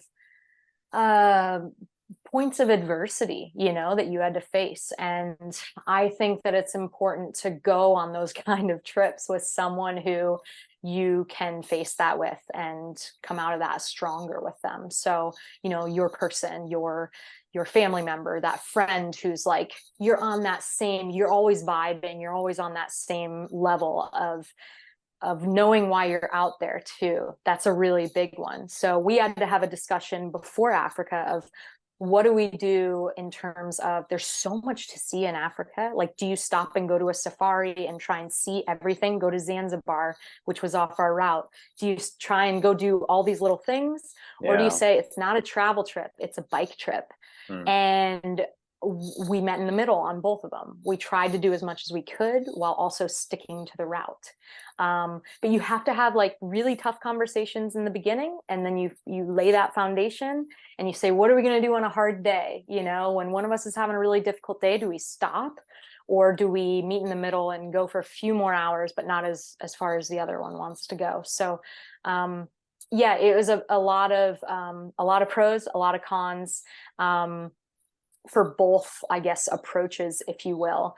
But when you're alone, one of the biggest cons that everyone knows is you're completely self-reliant and self-sufficient. So if you have that mechanical and you're 3 days away from people on the Peru Great Divide in Peru, you better be fixing it, and you better know how to fix it. No, you don't have internet. No, you don't have cell service. It's on you. So one time I ran out of food on the Peru Great Divide. Like, what do you do then? It's only you, and it's completely your fault. You have no one else to blame. So I could go on and on. There's so many differences, but that's really, Did you like being in those situations? Maybe from a hindsight perspective of being completely self-reliant, or are those like the crappy parts of the fiction? Is that the good part or the bad part? Both. It's type 2 fun, right? Which type 2 fun is like, that dichotomy is like, boom, it's both. Like, you're going with both at all times. I like being self-reliant to a certain point. Like, I also like sharing the journey. So I'm so glad on this world tour, if you will, that on this world tour, I was able to share some of it and also do some deep solo work. I also think, like, and I sometimes have to choose my audience with this a little bit, but I do think that it's important for females to find that time alone, whether it's an hour of a day or multi-month or multi-year journey. I do think that we give a lot of ourselves to other people just naturally. And I think that it was really beneficial for me to go out and experience things alone as a female, especially when there's that chatter of, you know, that negative stigma of, well, shouldn't you be scared? Are you being smart? Are you being safe? It's like, yes, I've done my preparation, I've done my research, and yeah, like it's a heightened vulnerability for sure. But when you accept that and you work through it, I think there's a lot of gains to be made for females to do some solo travel. And I was really happy to dig more into that and see what was courageous and what was dumb, you know, and find that fine line of like, how do you know that right dose of the right dosage of bravery, and when is it smart and when is it not? Yeah, well, if we're being vulnerable and choosing our audiences here, I'll share, you know, Natalie and I have had this a very similar conversation as it pertains to her. And she's said since we met, like, she will always do trips as a solo female, whether she's in a relationship or not. Like, you know, periodically from time to time, it's not something she has to, every month she has to, you know, run off, but it's something that's important to her. And so we've talked about this a little bit, and I'd be interested to get your insights since we're talking about it. But I I do think that it's a dichotomy between the genders, because like men, we don't have that societal, like, maybe doubt and worry and, you know, fear, like, placed on us. So like we don't have anything that we feel like we need to prove. Like, I have noticed I would rather actually go with a partner or a friend on a trip. I've done solo stuff and it's cool, and I enjoy being in my own headspace and all that stuff. But ultimately, I enjoy having another person to have that shared experience with. And, you know, like, I don't want to speak too much for Natalie, but I know that she, I think, and it does stem from just being a female and growing up in a world where you're not thought to be as capable, or you're questioned, and are you going to be safe, and all these things. And you want to prove people wrong. You want to say, I can do this. You want to prove it to yourself and to the fucking world, maybe, you know. I don't know, does that resonate with you at all? Cool. Good on Natalie. I am just like blown away by her perspective on wanting to still take time for solo travel when in a relationship. It's actually how James and I approach it too. You know, we met when we were solo traveling, and we said solo travel is so important to us. We always want to take an opportunity to do that. And what ends up happening, as you know, is you come back together and you're even stronger and better than you were before. And the reason for that, I believe, is that you're two independent people who make an us. You're not dependent, you know. It's not a half and a half that creates this whole. It's like you are two people who can stand completely on your own 2 feet, that then are able to create this beautiful thing that keeps growing and evolving. So I think that is a really, I really admire that about Natalie. Me and too. I also, yeah, I think the thing with not so much females, but let's talk about solo travel. The thing with solo travel is I did a lot of it, but it wasn't until South America where, again, I speak broken Spanish. I can speak it, but not at a deep conversational level. So I wasn't even really speaking the native language, and not coming across English speakers like travels and tourists with the path I was on. So I had like 3 months at the end of this colossal journey to spend by myself completely on very remote sections. And it was scary. It's almost, you know, it's almost scary at first when you remove yourself from community, the people you love, and sharing an experience with someone and looking over your shoulder and saying, hey, how cool is that? And being able to have this connection of sharing it. So what do you do when you remove everyone else? You have to be your own best friend. And that was like, it sounds cliche and corny, but it is so true.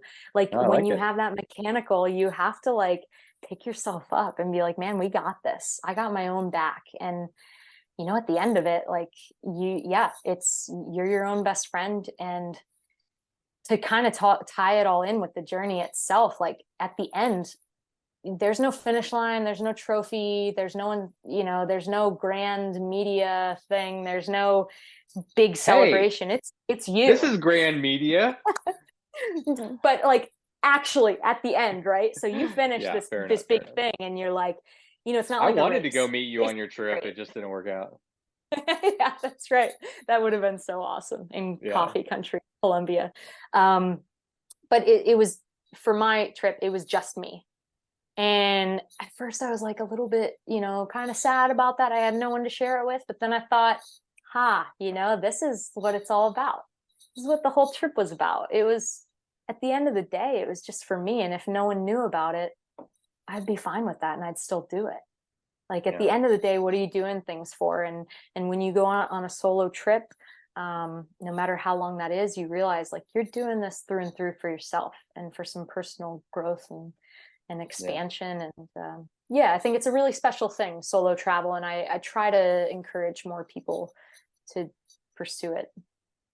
I always feel like the biggest takeaway is just that that knowledge of your ability to rely on yourself. You said I can carry myself on my own back, like that knowledge that you are capable of doing that and to rely on yourself and to like yourself and to be your best friend. That's empowering. That's a big finish line, and it is internal, but having that perspective and knowledge and that trust and faith and belief in yourself, invaluable, I think. Yeah, absolutely. And Invaluable.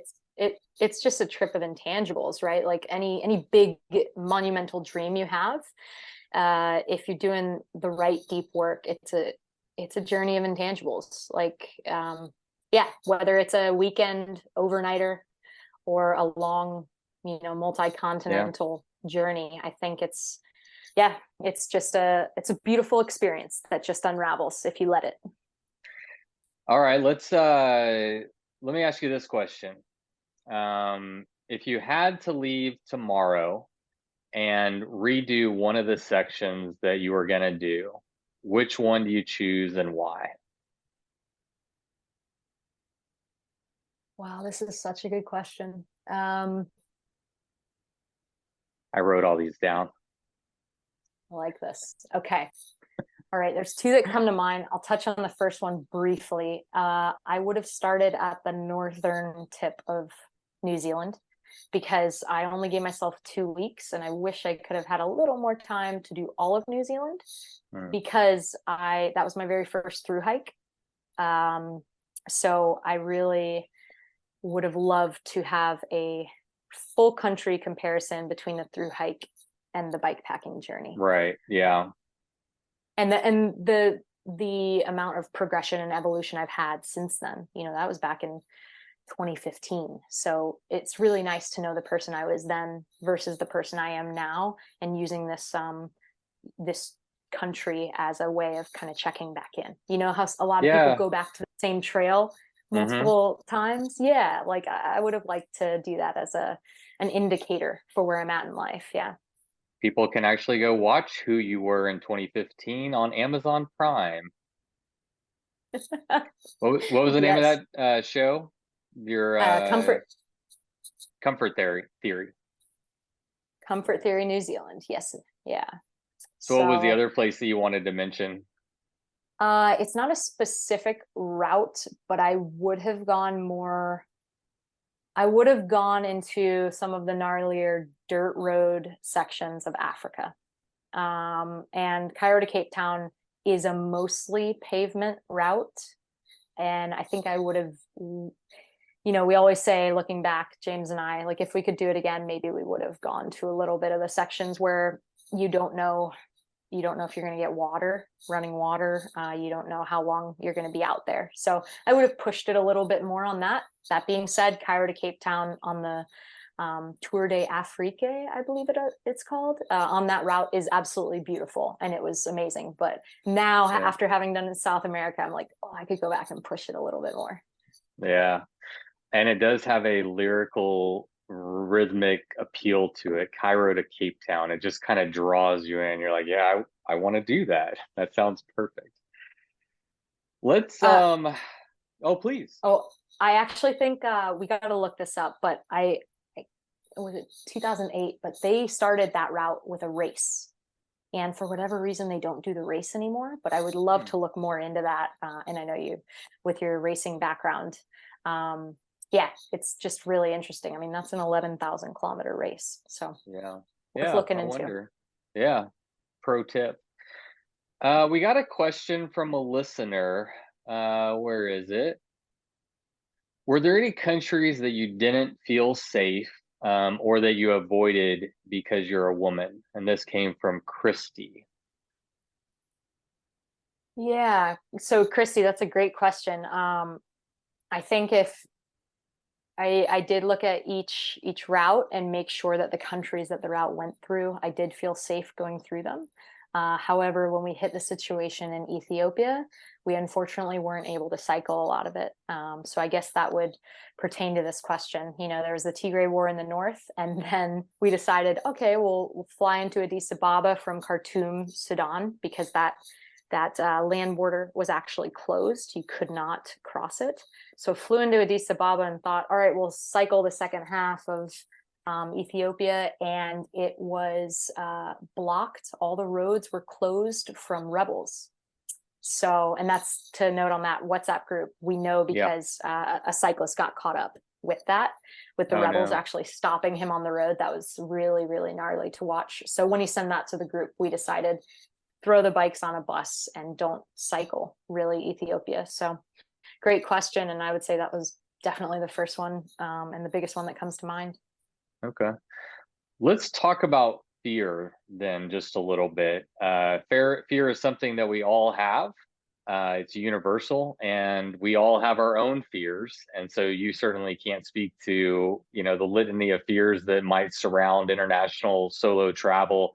But can you speak to some of, if any of your own personal fears, what your relationship is with fear, and how you're able to manage? How do you manage fear when it's just you and there's nobody else that you can call or shout out to, you know? Yeah, it's a constant ebb and flow with fear. I go the approach of, I'm not going to be fearless. I'm just going to know that fear exists and then do my best to mitigate it. I think the biggest thing that comes to mind, which a lot of solo cyclists or adventurers, it's at night, you know, because like the dark freaks us out in terms of where am I going to set up my tent. And I mitigate that by, let's say I'm on a road, I make sure no one sees where I'm going. And then I pull off, I find a wild camp spot. And then if I'm found out, it doesn't matter what time, I'm changing my spot.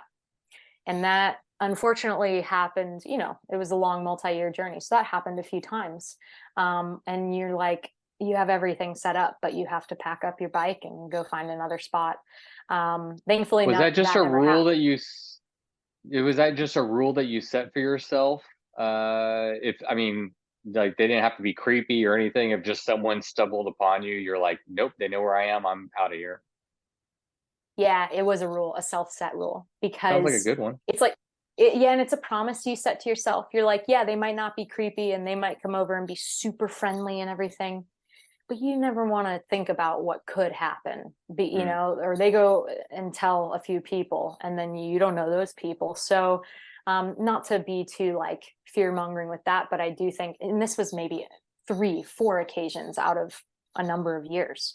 But that's a self-made rule of change your spot if you're found out.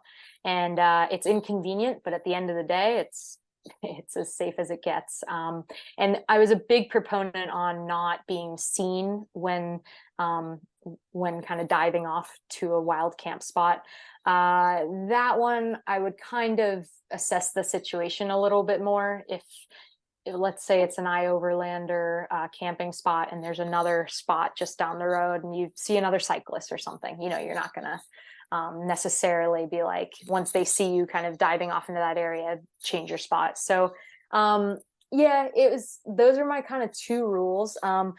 I do a lot of like reading and research, and like I'm a big fan of Alistair Humphreys and his 4-year cycle around the world, like completely. I think he did every continent journey, and a few others. I can't think of their exact names right now, but you get a lot of tips and tricks from cycling books. And I would just look up a lot of blogs of kind of solo female suggestions or camping suggestions. So yeah, it's a relationship with fear that you just make healthier as time goes on. Oh, yeah, you make it healthier as time goes on. Yeah.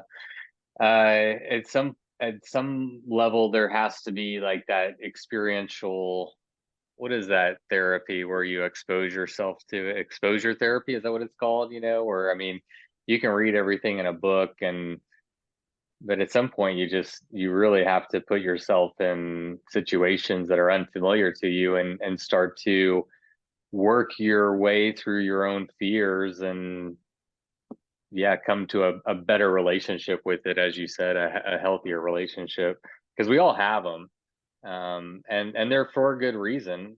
We should be mindful travelers, like know where you're going and know what resources are available, and I think try to mitigate risk to the degree that you can. And then, like for me, I just try to turn, I guess what I really do is there's a certain level of risk that I'm willing to accept, and once I accept that level of risk, I just don't worry about it. It's like, okay, I made that decision. I've chosen to accept XYZ risk, and I have the ability to kind of turn my brain off to those things. And I don't think everybody is that fortunate, but I kind of do my calculating ahead of time and essentially make my peace with the potential dangers or the fears that I have to some degree, I think you can always find little ways to, I love how you said that, like make that peace, like kind of flick that switch and say, you know what, I've gone there with my mind and now I'm just moving forward. And a piece of equipment that I always swore by was just a spot GPS that we all know. Oh yeah. Yeah. So, and mine's not the really, the more expensive type where you can like actually type messages, but I just have the one with the OK button and the SOS button, and of course the tracking button, which I don't use for my tour. But I would always press the OK button, even if I had cell service, every night when I was wild camping, and that would ping an email to my family and my partner, and I would just feel this like peace of mind and this relief of like, I'm good. Okay, I can sleep now. And that was like my melatonin to help me get to sleep, just pinging that OK button, That's huge. I've talked about that on the podcast many times, but I love the spot tracker. It gives people in your life some peace of mind. And it's a huge safety feature with that SOS button. And I've had interactions on backcountry roads at 2:00 in the morning where my finger is on that button and I'm ready to be like, hey buddy, look, this is telling everybody where I'm at and they're going to come get me. And, but I've never had to do that. But I think it's a very valuable safety tool that should probably be in everybody or most people's arsenal if they go and do this kind of stuff. So that's really good and worth mentioning. We had another question on the flip side of fear. So we're not just fear mongering this whole time. So let's balance this out. Brett Stepanek, he asked, what was the kindest gesture that you received from a stranger? It's such a good one. I can't pinpoint one exactly in my head. Can we revisit this so Brett, I can have time to think Brett, about you it? stumped her. Well, there all were my always questions were softballs, and then you asked the hard one. There were always like do you need somewhere to stay at night? Do you need some food? Please take this. No, you know what? I do have an answer to this. And this is fun, but it's the first one that comes to mind. In Australia, going across Australia, Melbourne to Perth, you go across one of the harshest environments on planet Earth, the Nullarbor Plain. And temperatures soar, and so does the wind, straight in your face. And if you catch a headwind, you're going like 7 kilometers, 8 kilometers an hour. It is just gnarly if you catch this headwind. So I did catch a headwind, and I had one of my bigger days. I think I had like a 200-kilometer day, and I pull up to the border of Western and Southern Australia, so southern to Western Australia. And one of the ladies, she was on just a vacation with her family. She just went in and ended up buying all my food, and then got me an ice cream too. And this is like an example of something that happened multiple times, but that one really comes to mind because I don't even think she was from Australia. I think she was from another country, and she just was in awe, and I was dirty and exhausted, and she didn't even know what I was doing, but she just offered and made my day and allowed me to complete the mileage. So that's the first one that comes to mind. Can we speak about that a little bit more? I'd be interested to know if you could give an overall impression of what is it like to interact with so many different cultures and people. I mean, from an overall experiential standpoint, overly positive, scary, like what's the overriding or overarching kind of theme as you reflect back on your whole trip? The overarching theme is, and I'm not just being cliche or too much of an optimist when I say this, is that people are good. People are overwhelmingly good, and they especially want to help travelers. For instance, in a lot of the Muslim countries, they give everything, all the food on their own plate, to travelers. And this happened multiple times, and we had to keep saying, no, please, no, you need this more than us. People are so good. And yes, there's always the odd occurrence of, in Colombia, I had a guy like trailing me maybe 10 feet behind me in his car for a few miles. And did I have this bad feeling in my stomach? Yes. And you're like, well, here we go. What am I going to do? I have my spot.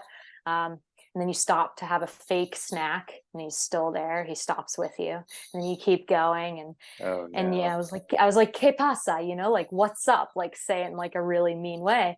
And he's just like, nothing, like, all good. And I'm like, well, this guy is either a complete creep, and I don't even want to go down that idea, or he's just loves cyclists and wants to help me not get hit on the side of this road. So yeah, there's examples like that, but I would say I can probably count all the times I've had that sort of feeling in my stomach on one hand for the entire journey.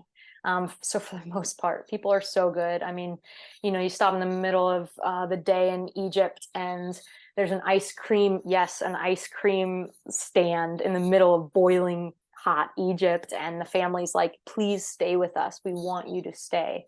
We don't want you to keep cycling. We want to feed you. We feel this is our responsibility to have you stay with us. And you get occurrences like that all the time, and it's you almost think like, wow, what did I do to deserve this? Like, this is people who have nothing give you everything. And more often than not, great experiences. Yeah. Are these reflections things that you were aware of prior to this trip, or are these reflections and takeaways that you learned and internalized, over the last few years? Yeah, definitely learned and internalized over these last few years, for sure. One of which is, this is a tricky one, so I'll try and articulate it correctly. But what I just accomplished is selective suffering, for lack of better description. And a lot of our world does not have selective before the word suffering. So you have to remember, when you're out on a bike trip like this, for me, that it's a privilege. It is a complete privilege to be able to travel the world how I want, physically be able to. My passport allows me into these countries. I can't tell you how many travelers I've met who their passport doesn't even get them into half the countries that I've been able to travel. So the access, it's a complete privilege. And I think at the end of it, what really wrapped it all up was, this was like the ultimate ego crusher, just what I needed. It's like, yes, I'm about to finish this journey. It's so cool. And then you see the refugees from Venezuela all through Colombia, all over the roads with young families. And I'm talking like a kid in one hand and a toddler, and they have nowhere to go. They're just trying to walk towards a better life and hitch towards a better life. And I'm like, you know what? That's what it's all about, is seeing this immense juxtaposition of, I'm choosing to travel and I appreciate this travel, but I also recognize that there are people in this world who are doing human powered travel who didn't choose it and who don't have the opportunity of calling it selective suffering. So I think that hit me really hard, and kind of the puzzle pieces started to make their way and into this masterpiece of perspective after that. Yeah. Are there any other, continuing that thread, like, has that perspective changed you? I mean, it's only been a few weeks, but have you perceived any like noticeable change in yourself after seeing so much of the world in a very intimate way? Like, how has that impacted you, or how do you think it will impact you just through the rest of your life, probably? Yeah, it's a gradual, it's a gradual process. It is, so pay attention, be astonished, tell about it, right? Like, pay attention to what's going on around you, be astonished, have that element of awe and wonder, and then tell about it. And I'm at that third phase, and I feel like I have a responsibility to tell about what I experienced in this perspective, because I gained so much inspiration from other authors that we've just been talking about, other adventurers, other explorers. So now I'm, I feel like I have this sense of responsibility to share this perspective, and but it is not an overnight thing. Like, it's always under construction, so I'll wake up and be writing, and this new discovery of what happened will come to me. The whole thing of type 2 fun is that in the moment you might not be totally loving it, but in retrospect, that's when you look back and find the lessons and the silver lining. And I'm in that retrospect kind of reflection mode, but it all comes in like little morsels. It's like you'll be like hugging family and something will click and you're like, oh, okay, like that's what this meant in Africa, or in, you like have these snapshots of what you just experienced. And it's all about those perspectives kind of come back, and it's not a flood that hits you. It's like little bits at a time of those perspective nuggets that are just constantly pinging you as you go along. Yeah, I mean, I really appreciate you kind of sharing that perspective. I do think, the acknowledgement of this being a privilege, and us choosing to suffer, and choosing to not have a bed to sleep in, and choosing to run out of food in Africa, or wherever you mentioned that was. And it is a privilege, and I think one of the things that we can do, and something that's kind of near and dear to my heart as another storyteller, is by educating and informing, and helping, especially, American culture is what I'm most familiar with, but helping American culture having a better and a greater global understanding of what's going on in other countries, and the struggles and the hardships that the people that face there. And personally, I would say, like, it's not only like understanding the hardships, but just how wonderful the people are, and how those people are just people, just like we are just people. And they laugh, they cry, they're hungry, they're tired, I mean, they work hard, they have dreams, and it shrinks the world so much when you can put yourself in their environment, into their culture, and you see everything, it's just so much more meaningful, impactful than it is to read it, or see it in the news, or whatever it is. And I do think that is an important part, and I do think it is one way that you can pay respect to other cultures, and to that experience that you had, and not just be like, oh, I went and had fun in Africa, and like, and ignore everything else that's going on. Absolutely, because it's all encompassing, right? It's like that's the whole point, is to get the entire experience from that, to put yourself in their shoes. Like you are biking through their country, you are a visitor, and it's your responsibility to, I feel like it was my responsibility to get to know those far away corners of our globe, but then also to understand them, decode them, make sense of them, and then share them with other people, so that they can feel like they want to go experience them too. Yeah, absolutely. And actually, the next topic I wanted to talk about was your own personal storytelling. You're a self-proclaimed storyteller, not just self-proclaimed. You got the statistics, or the articles and movies and all the things to back it up. And I really encourage people to follow you.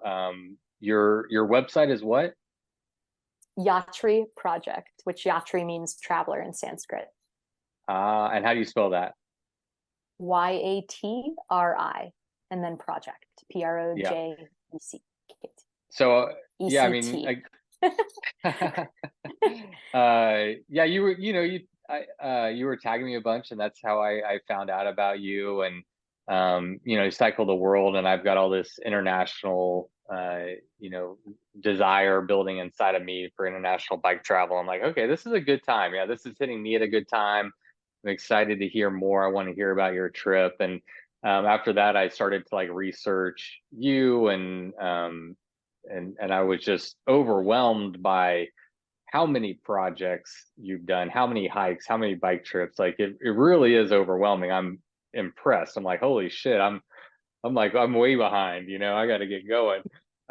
So yeah, I encourage people to like check out your website, follow you, because I think that through experiences, I mean, you're not just writing about stuff, you are ingraining yourself in the experiences, and you're an excellent storyteller. And so as another storyteller, I appreciate everything you do to amplify, these messages of adventure, and travel, and culture, and people, and the outdoors, and all these things. I guess my question here, and I'll get to it eventually, is what are your plans, hopes, goals for telling the story of your world travel? Yeah, you're only 3 weeks out, so I know that you're probably in that mode right now. It's like, okay, I've got content for years. What do I do now? So what do you maybe have coming down the pipeline that we can look forward to? Yeah, so I am making a film of the entire journey. So that will be coming out hopefully later this year.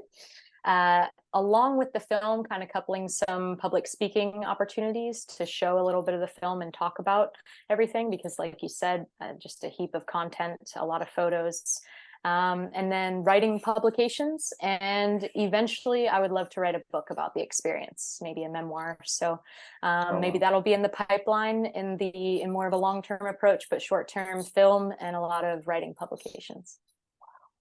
Putting out a film this year seems like a huge accomplishment. Have you been, I know you have a background in film. I have an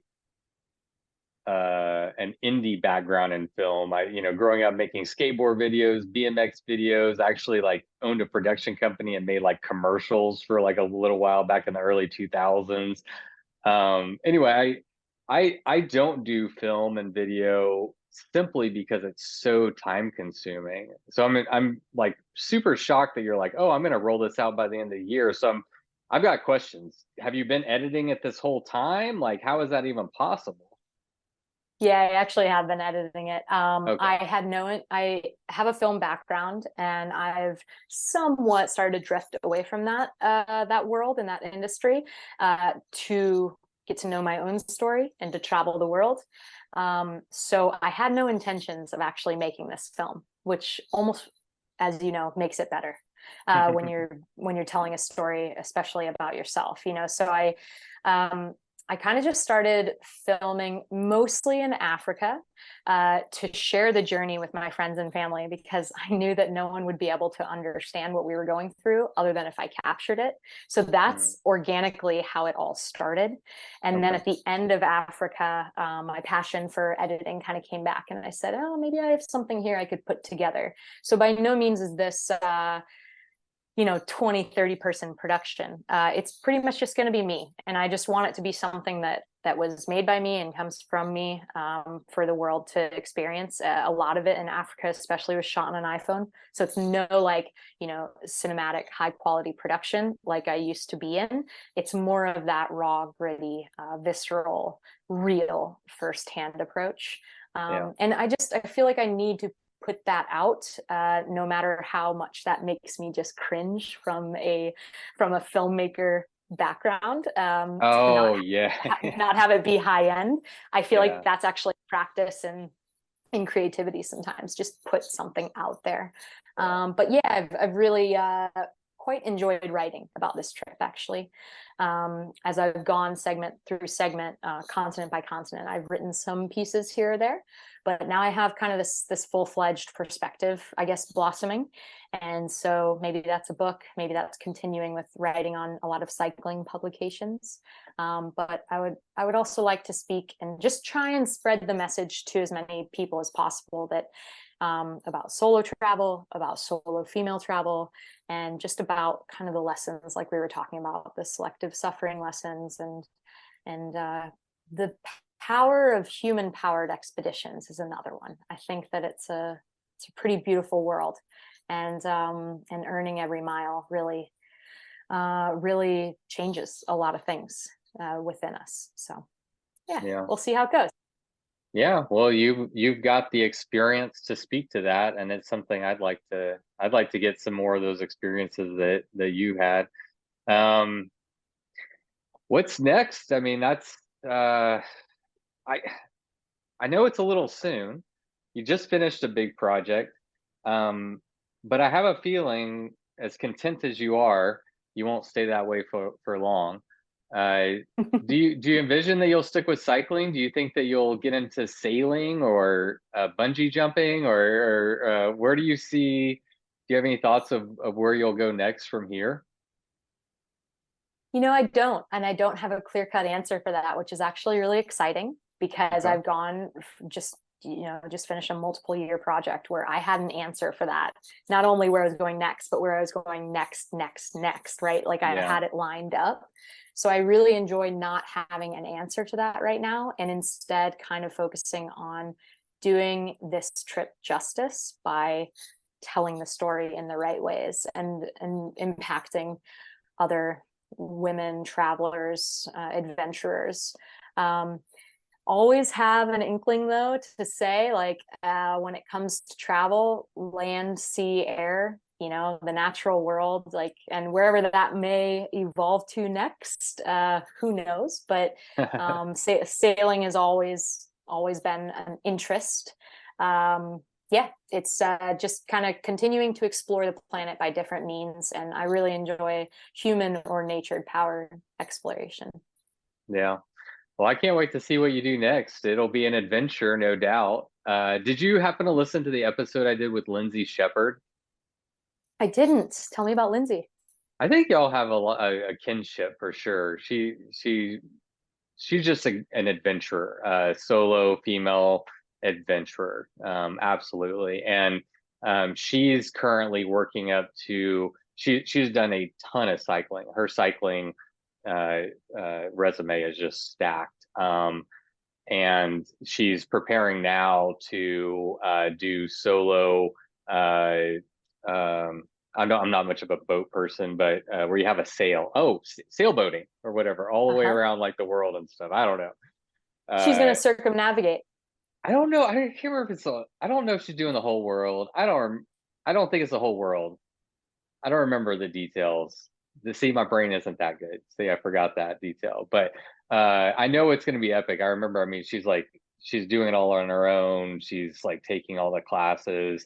It'll be completely human powered. She'll have her bike on the boat, so whenever she docks somewhere, then she'll transition to her bike and like live on her bike for a little while. And I mean, it just the freedom of exploration and to your point, self-exploration is truly unlimited. And once you kind of open that Pandora's box to, well, now it's hiking, now it's biking, now it's sailing, like what is next? Regardless of what it is, I land on I think the passion and that like desire, the thing that thrusts us forward. There's just so much commonality and through line between all those things that it's all relatable. The modalities change, but everything else is so relatable. So yeah, it'll be interesting to see where you go next. And I can imagine having that freedom to kind of, yeah, that freedom, and to be content with what you've done and be able to like take a breath and, yeah, what do I want to do next? Like really ask yourself that question. What do I want to do next? And then when you answer it, you'll know. Exactly. And letting it organically happen. I mean, it's like, yeah, you can reinvent yourself as many times as you want in this life, but you also have to be like, you have to be certain when you commit to something. And I think when I commit to something, I really commit to it. So I think you do. So I think I need to be careful about making plans right after plans, and and just enjoying, I'm with family now. I'll be with my partner soon, like enjoying.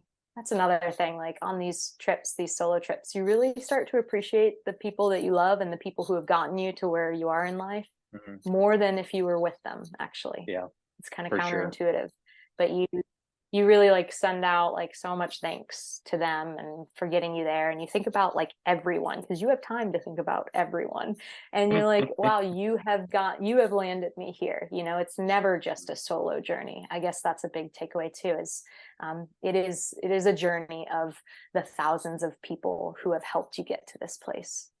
Yeah, man, that's so well said. Congratulations on cycling the world. Truly a great accomplishment. And I don't know, I've just like really enjoyed talking to you. I can tell that spending all that time alone with your thoughts has yielded some really good thoughts and some perspectives. And I appreciate you sharing them with me and my audience. I've really enjoyed having you on today. Oh, thank you so much for having me. It's been an absolute pleasure. All right. Well, till next time, have fun in an undisclosed location in Oaxaca. Save a spot for me. I'd love to join you there one day. It sounds great. All right. Take care. Bye-bye. All right. See ya. All right, everybody. Thank you for tuning into today's episode, and a special shout out to McKenzie Barney. I appreciate you coming on the episode and sharing some wild stories and some amazing insights, and enjoy some downtime. I think you deserve it, and I'm really interested to see what you do next. All right, well, on next week's episode, Payson McKelvin is going to be my guest. I got a chance to sit down with him yesterday, and we talked about a lot of stuff. We talked about Leadville. We talked about his FKT attempt on the Colorado Trail Race that happened in 2020. He did a crossing of Tasmania and a crossing of Iceland. The dude is a complete legend, and I was very excited to have a conversation with him. He's somebody who's been on my list for a while, and that conversation did not disappoint. So that one is coming down the pipeline next week. Thank you so much for being here, and until next week, you know what to do. Go ride your damn bike. Thanks. It was the middle of the night. You grabbed your knife and you held it tight. The sounds of beasts kept you awake. The sounds they made kept you afraid. In the morning, you packed your bike. Memories forgotten from the previous night. You rode faster than ever before. Was it your imagination silly folklore. Fear turns into strength as you push further. Every pedal stroke, stronger and firmer. Your bike feels weightless, your legs aren't tired. You think to yourself, just a few more miles. Bikes, oh, death. Bikes,